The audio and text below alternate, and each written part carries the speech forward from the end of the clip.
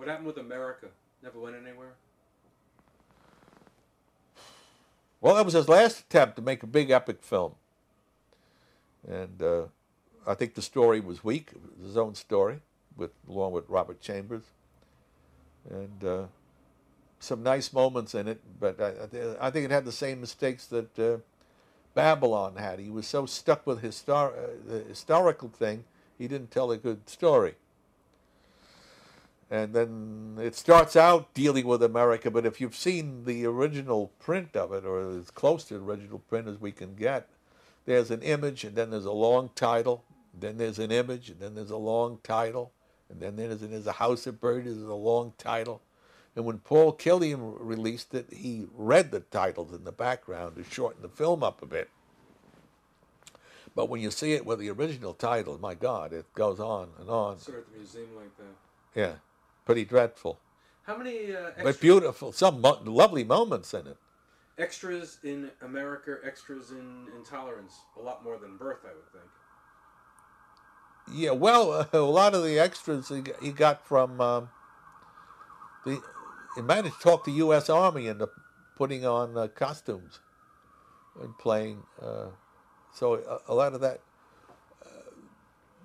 America, although it was a big, big film, did not cost any more money than the film he made with 4 people. So given to him. Yeah, right. And he learned finally to not waste as much. But he said to the press, if this doesn't work, I'm washed up. And he was right, and it didn't work, and he was washed up. That hurt. Had some good moments in it, but I don't know. How should Griffith be remembered?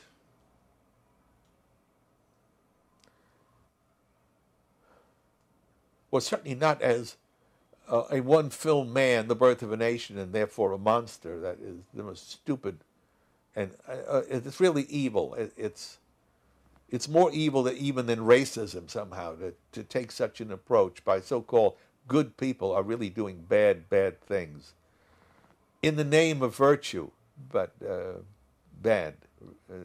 It's not fair or anything like that.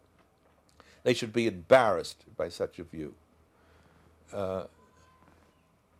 I think in some ways I mean, it was certainly great as somebody who dedicated himself most of his life to the movies. I think tried to do well. I think in some ways was his own worst enemy. And I think really didn't keep up. In some ways, his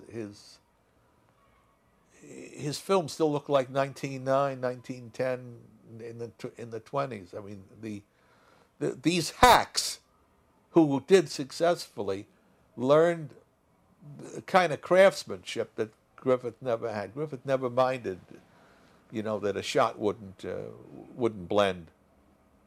He took the wheel, showed you how to use it, but didn't take it further than that for development of vehicles. Well, that's an idea. That's a good idea. What you have is, I think he designed a great motor and a great everything else, but the styling of the car was old-fashioned. Look at Ford. I mean, he made the same Model T. I mean, it was a wonderful car, but it was, it still looked ancient. In 1927, it looked terrible till he started with the Model A. Finally, had to realize that people just did not want something that was practical. They wanted something that looked pretty. Yeah. And which is why every year we have an automobile, they change the styling every year. So you should feel terrible because your film doesn't have a different taillight on it. It's the same damn thing underneath it. But they make you feel bad and your thing is blinking there. Does that mean running out of something? Yeah, I have to change it too. Henry Walthall, good actor? Good actor with Griffith, usually. Bad actor with other people, often. In the silent period, I saw the film with The Raven, called The Raven with him. Pretty bad. Again, almost, one long shot, allowing you to overact. So Griffith did tone him down. I think when he's good, he's very, very, very good. It's a perfect performance in Birth. I don't see one excessive gesture there at all. Do you? Absolutely perfect performance. I think Mae Marsh is maybe a bit too much like that, jumping around in the beginning, but she's kind of lovable in her own way. It's outdated today, the movie. It's what? Is the movie outdated today? I don't know. Is Mozart outdated because he's got a crappy little orchestra? I don't know. How do you do that? I mean, it's not Richard Strauss's orchestra. It's not Wagner. But I don't know. It's hard. I don't know. Is Hawthorne outdated? Is earlier writing outdated? It's a different style. You have to know the era to appreciate them. I think you have to know the era of anything to appreciate it, frankly. Because there are conventions in every time. Read Henry James or read anybody writing in the 19th century. It's a whole different world out there. Whole different world towards relationships, towards sexuality. I mean, we're completely different now. I mean, you had to be chaperoned. I mean, all these crazy things today.